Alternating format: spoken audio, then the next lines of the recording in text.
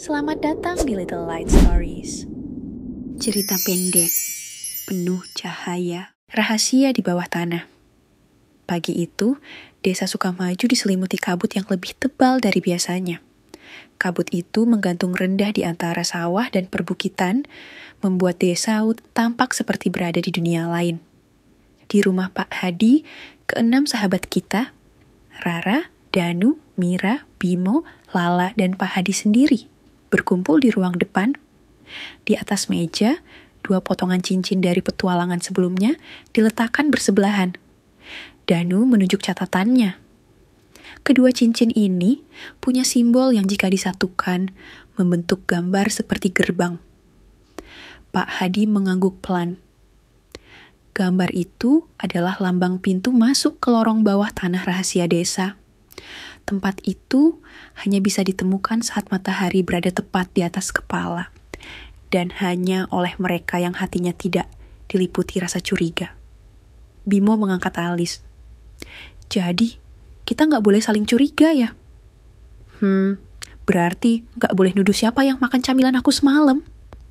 Tawa pun pecah, meredakan ketegangan. Tapi semua tahu, hari ini mereka akan menghadapi petualangan yang berbeda. Lorong bawah tanah terdengar seperti tempat yang menyimpan banyak misteri dan mungkin bahaya. Setelah berkemas, mereka mengikuti arah bayangan matahari menuju tanah lapang di belakang balai desa yang sudah lama tidak digunakan. Di tengah lapangan terdapat batu bundar besar yang ditumbuhi lumut. Danu membaca catatan, saat matahari tepat di atas batu ini, bayangan akan mengarah ke pintu masuk. Tepat tengah hari, bayangan batu menunjuk lurus ke arah timur laut. Mereka menggali sedikit tanah di titik itu, dan menemukan lempengan batu dengan simbol cincin di tengahnya. Rara dan Danu menempelkan kedua potongan cincin di lempengan itu. Suara gemuruh kecil terdengar. Tanah bergeser, membuka pintu kecil menuju bawah tanah. Tangga menurun gelap membentang di bawah. Mira mengatur kameranya. Penerangan siap. Yuk! Dengan hati-hati, mereka menuruni lorong yang sempit, lembab, dan gelap. Udara di dalam terasa dingin dan sunyi. Dinding-dinding lorong dipenuhi simbol kuno dan ukiran wajah-wajah para leluhur desa. Lala berbisik. Rasanya seperti sedang masuk ke dalam perut bumi. Mereka tiba di sebuah ruangan batu besar dengan 3 lorong bercabang. Di tengah ruangan terdapat pilar dengan tulisan, "Ke kanan jika kau yakin, ke kiri jika kau ragu, ke tengah jika kau percaya." Rara membaca keras-keras. Aku rasa ini bukan soal arah sebenarnya, tapi soal keyakinan kita. Mereka berdiskusi, menimbang tiap pilihan. Akhirnya, dengan bulat hati, mereka memilih jalan tengah. Lorong itu sempit, menurun tajam, dan di beberapa bagian bahkan harus merangkak. Tapi mereka tetap saling menyemangati. Setelah cukup jauh, lorong itu terbuka ke ruangan luas yang diterangi cahaya dari batu kristal di langit-langit. Di tengah ruangan terdapat sebuah meja batu bundar, dan di atasnya, bagian ketiga, cincin Watu Tirta, menyatu dengan ukiran peta kuno. Namun sebelum mereka bisa mendekat, terdengar suara berat dari sudut ruangan. Sosok berjubah gelap berdiri, bayangannya panjang dan wajahnya tertutup topeng kayu. Kalian telah menemukan rahasia yang dijaga sejak lama. Suaranya bergema. Tapi apakah kalian pantas memilikinya? Rara melangkah maju. Kami tak datang untuk mengambil, tapi untuk menjaga dan memahami. Sosok itu mengangkat tangan, dan lantai tempat mereka berdiri mulai retak. Danu cepat membaca simbol di ukiran lantai. Ini ujian. Kita harus berdiri dalam lingkaran keyakinan bersama.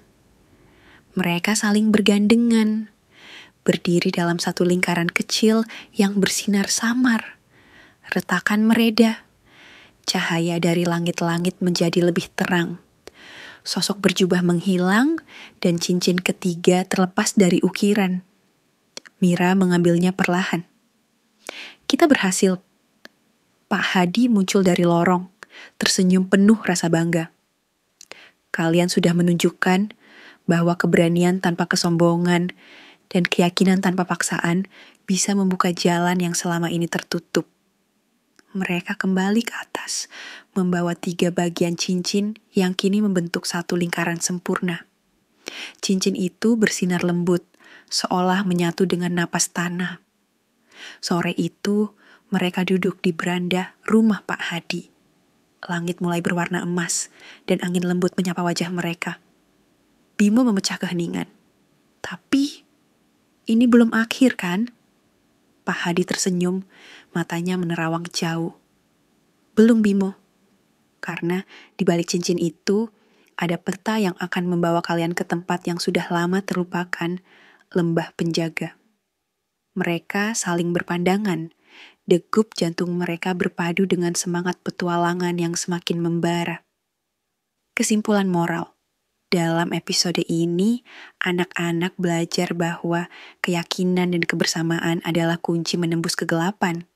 Kadang, ragu datang dari luar, tapi kekuatan untuk terus melangkah datang dari dalam hati yang percaya. Mereka juga memahami bahwa menjaga warisan bukan hanya soal menemukan, tetapi juga menghormati, melindungi, dan berbagi dengan bijak.